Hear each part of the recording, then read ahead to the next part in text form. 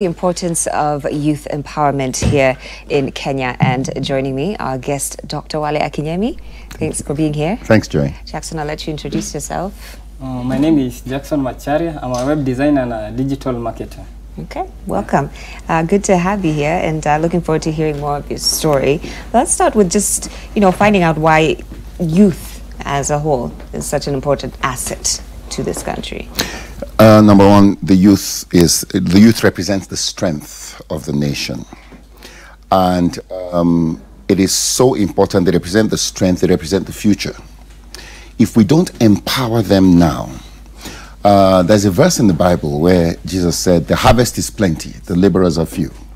Now, when you have a fruit that is ripe and you don't pluck it at the right time, then it drops to the ground. It ferments, it gets really bad, and what was supposed to be a blessing now becomes a nuisance. It has the odor, it brings flies and all that, disease and all that. That's exactly the way the youth are. If we do not capture the imagination of the youth and give them hope for tomorrow, then they become the armed robbers, they become the gangsters, and then they also become very easy to be used by politicians. And manipulated. Yeah, manipulated. We've heard because this over and over they again don't have a few. They don't see a brighter future. Right. Yes. Jackson, do you feel that you have the hope that Dr. Wale is talking about as a young person? Yeah. I was lucky to have get involved in a program called Zero to Hero, which he started. He came to Eastlands, and just at the right time, he started the program and he started mentoring the youths, and it was a really good thing he did, because he opened the mind and the thinking of the youths out there. And probably most of the youths are now transformed and doing better in life, because he came at the right time to mentor. Yeah, he came at the right time to mentor. He changed and transformed the lives of the youth. Yeah. Perhaps you can tell us a little bit about what your life was like before you got involved in that program. Yeah, actually it was the wrong thinking. It was the wrong thinking. The problem was the wrong thinking, because when you have the wrong thinking, you make poor decisions, you get involved in the wrong crowds, you do stupid things. But when he came through, he showed us a different perspective of life, and we were transformed, and through different thinking we were able to make wise decisions, and we moved to a better place in life. I mean, we have some people that we've interacted with that were gangsters, were crime leaders, into different kinds of vices. And the truth is, why do they do these things? It's simply because they don't see something bright. I remember when I first met him, because I went into Mathare. I said, we have to get involved. So I went into Mathare. Then, and I went into where he was staying. And it was it as big as this place? It was a very tiny place. And even that tiny place had a curtain. So there was the bed for his mom, and you have how many brothers and sisters? Three. There were 3 brothers and sisters, so 4 of them in all, in that small space. So I sat down with them there in that small place, and we had tea, and that, I think, was a really big aha moment for me, that you have a mother and 3 children staying in this tiny place. Okay. How are they going to move forward? It was even, I felt embarrassed when the mom said, "Why don't you have some tea?" And she had made some tea. It was like, so I realized that we need to do something as people.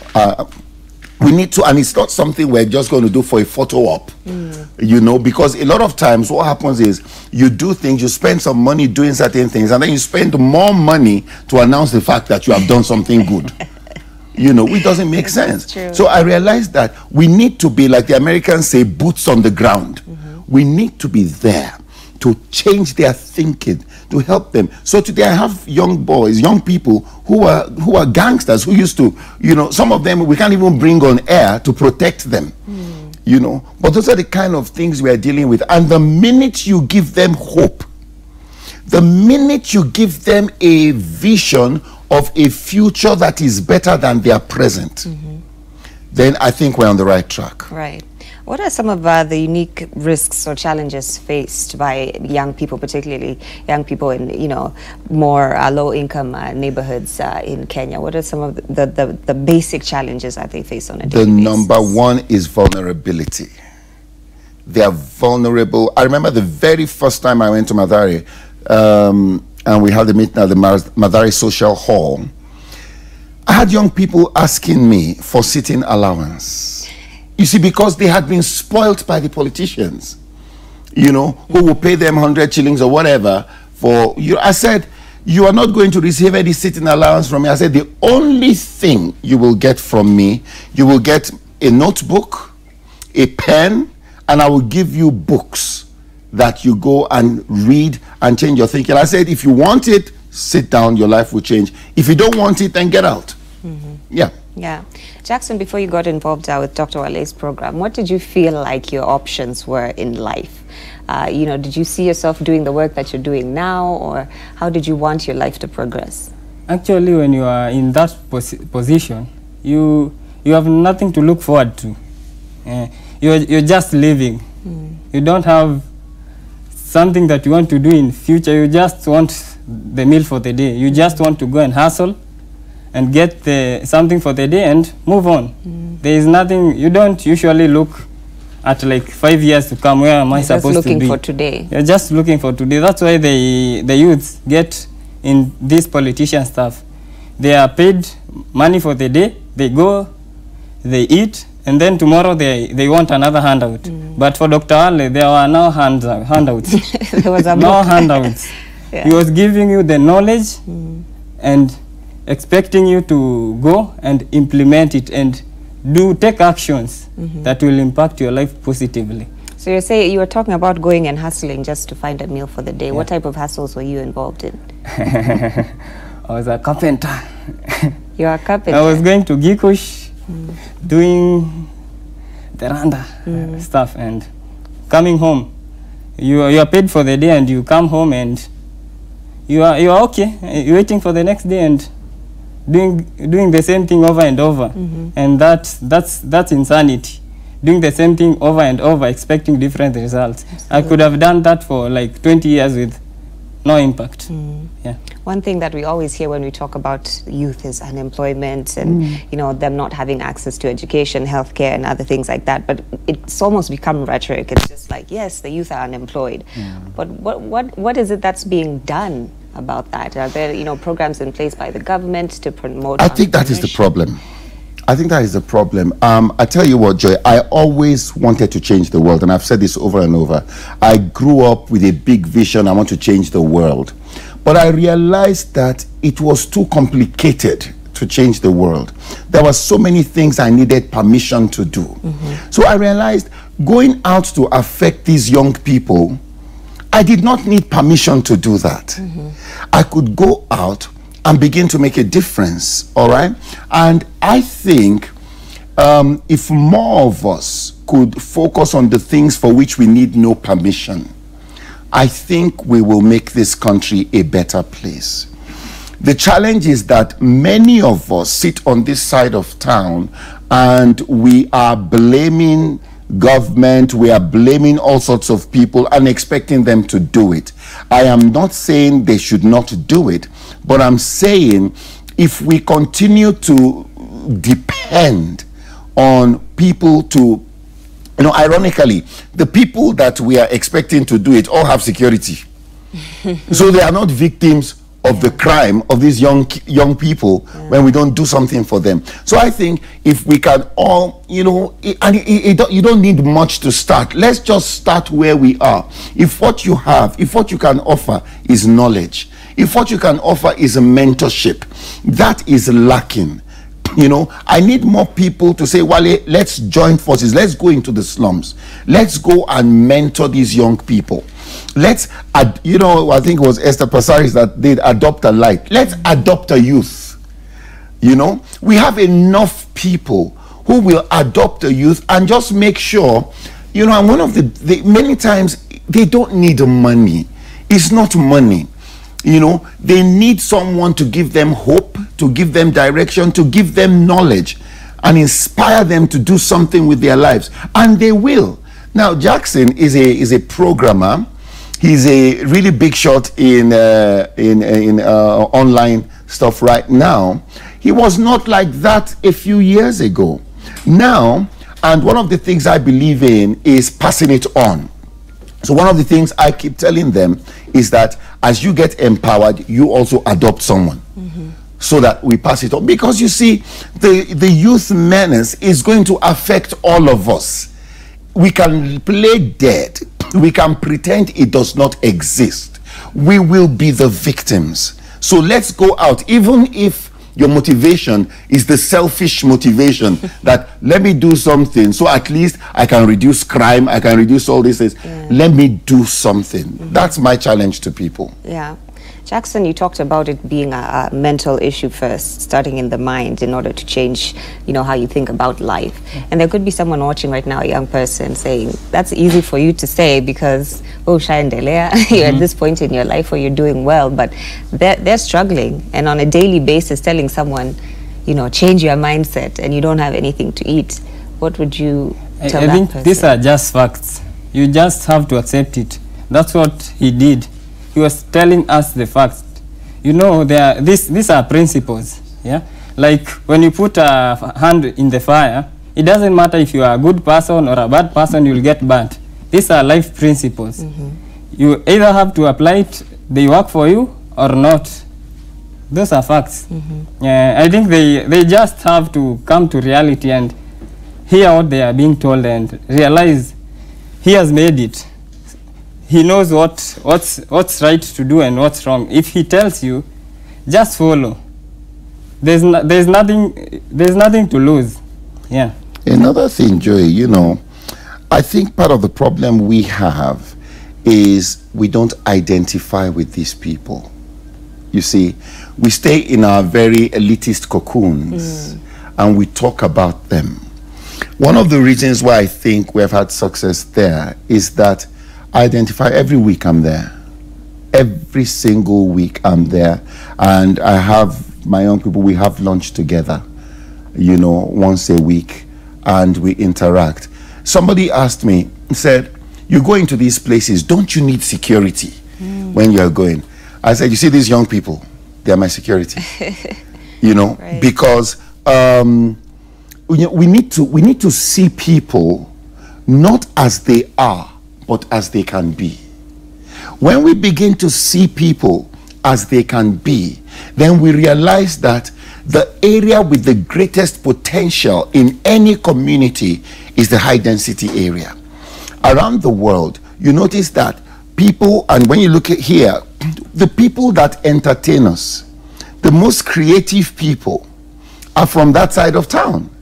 You know, and it's not just here, in different parts of the world. When you look at Nollywood, a lot of the creative people, a lot of the musicians, you know, started out from that side of town. Now, they need people like you and I who will see them as they can be. Then we will love them for who they can be, not for who they are. At the point when we meet them, they may even be gangsters. I have had some of them who are prostitutes, you know, gangsters and all that.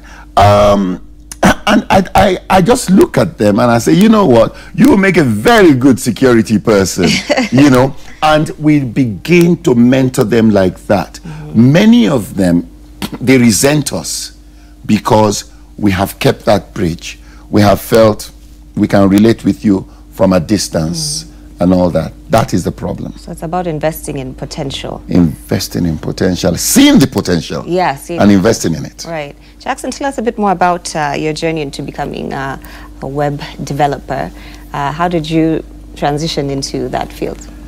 Wow, that's a long story, but actually, Dr. Ole was my first client. So when he gave me the job, I went back to school because as I said, knowledge is power. I was working for him at the same time in school until I cleared. Then the rest just went smoothly because I had something to offer. You know, before that, I didn't have something to offer. The people I relate with, some of them are giving me jobs now because I have something to offer. Before then, I knew them, but I had nothing to offer. Yeah. Yeah.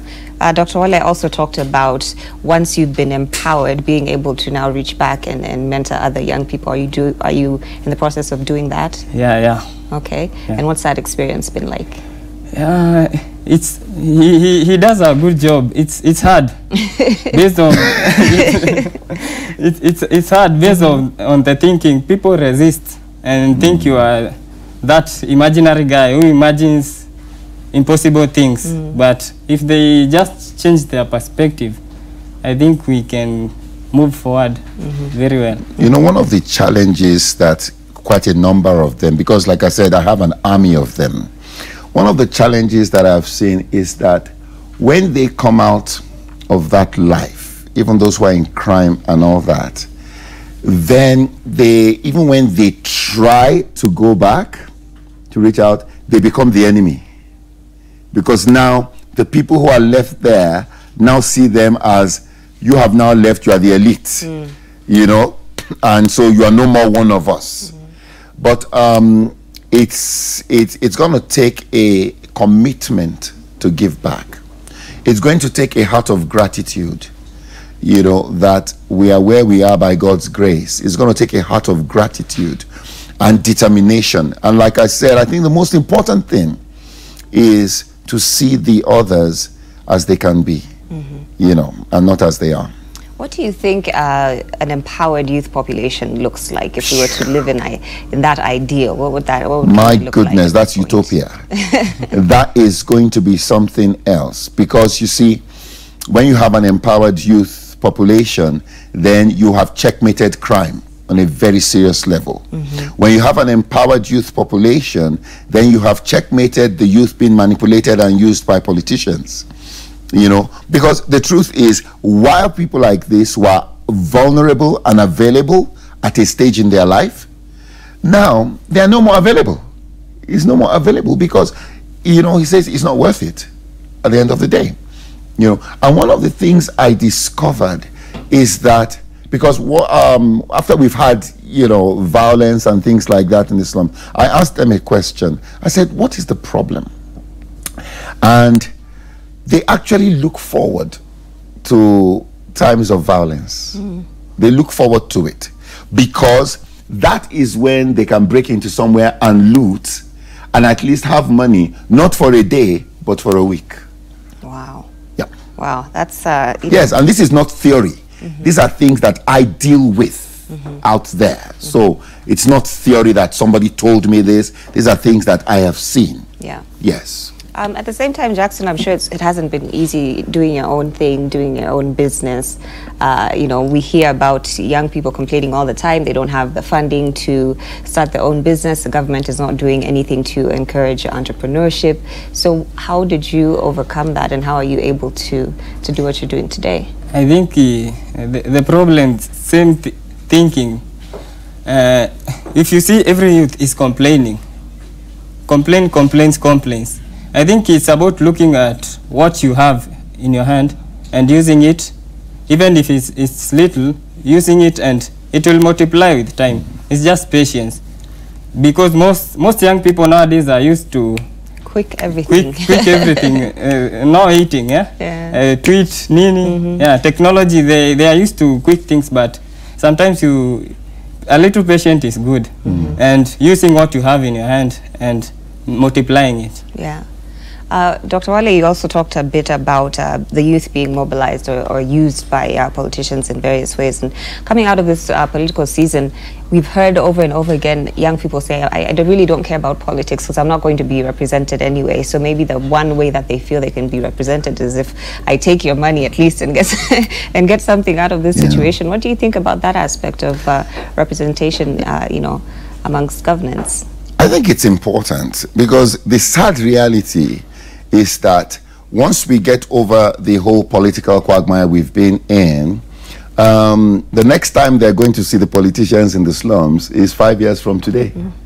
That's just the reality. Yeah. You know, so we go there every week, You know, but next time they're going to see them is 5 years from today. So I think it's very important that the young people who are the majority have a voice in determining how they are treated.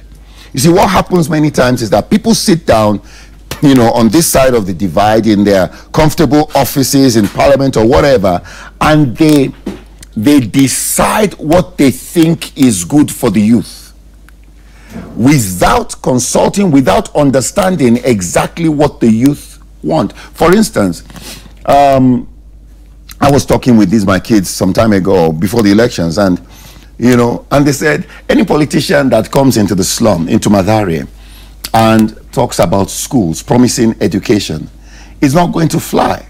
He said, because for each politician that comes and says we're going to give you schools, you can point at 20 or 100 young people who have gone to school, come out, and they have no work. Right. You know? So they can come and say, okay, we're going to put this number of schools in the slums. But that's not what they need. What they need is those who have gone to school. And you see, what that does, the downside of that, is that those who have not gone to school now look at those who have gone to school and see that these guys, school did not do anything for them. They're living the so same life. Why should I go to school? So I think it's very important we now begin to look at things like, you know, like low-hanging fruits. There's another gentleman that was supposed to be here with us who couldn't make it. He's one of the biggest video producers right now. And he also came from there. You see, and he learned how to do it watching YouTube. Wow. Okay? And he has won so many awards and all that. So it is important that we look at those who have gone to school and we say, okay, how can we make the education they have work for them? That way we will not lose another generation who says, you know what, education didn't work for them, I don't want it. Yeah. Yeah, that's powerful. Jackson, what would you say is the first step to that change in mentality that you underwent? What is the first step in changing your life to someone who just doesn't have any type of hope right now and is a young person thinking that this is going to be the rest of my life? I think it all began with reading. Dr. Wale really encourages reading. Any book you get concerning, just look at where you're going and look at the books that talk about where you're going and read them. If you find anything related to that topic, read. read, get a lot of knowledge. Yeah. What would you say was your motivation in joining this program and you know, trying something different for your life? I think it's the exposure. You are taken somewhere and you realize there's a different kind of life. You know, without exposure, you only know the life you live. But when you get out there, he gives you exposure, and you have something to look forward to. You know there is a different life from which you live here. So seeing a different reality. Seeing a different reality changes your thinking, and you have new things to work towards to. Yeah. Dr. Wale, what's the most important thing that a young person watching today needs to know about why it is that they should empower themselves? It's that where you are is not all you can be. It's that there's a future that is brighter than the present. But that future will remain a mirage until our minds can perceive that, can see that future. I remember one day, you know, some of the things you and I take for granted. I was talking in Mathare, talking to my kids, and I talked about KFC. I talked about fried chicken at KFC. And nobody had a clue what I was talking about. You see, we take such things for granted. We take, oh, let's have a pizza. We take that for granted. These guys had no clue what I was talking about. So I said, you know what? Exposure. So I took all of them to KFC. I said, come, every one of you, let's go. We cleared out the place. Now, those are the exposure. I take them with me. That's why I said, you know, let's put these people on TV. Let's give them exposure. Let Kenyans give Jackson work. You know, for each person that gives him work to do right now, you have taken more people from out there. You have empowered. You see, when you empower one, you empower many. You know. And like you were saying, it's not even about money, it's about mentorship and being a present force in their lives. Jackson, maybe you can share do you have your social media handles or a way that people can get in touch with you if they're interested in your all services? my social media handles are at Waweru Masha. Okay. Instagram, Facebook, Twitter, everything. At Waweru Masha. All right, we'll be on the lookout, and best of luck to you. Thank you. Dr. Wale has just gifted me his brand new book. Thank you. You're welcome. Looking forward to reading that. You can share your social media handles as well. At Wale Akinyemi, that's probably Greek to many people. At Wale Akinyemi, but you just Google Dr. Wale, then it will give you the social media handles. Okay. Yes. Well, thank you both for being here. I've enjoyed hearing your story, Jackson, and Dr. Wale, is always great words of wisdom. Power Breakfast does continue here. Carlos Kiba and the band are still in the building, so we'll be having a bit of more music from them before the top of the hour. And of course, stay tuned for Citizen Extra coming up.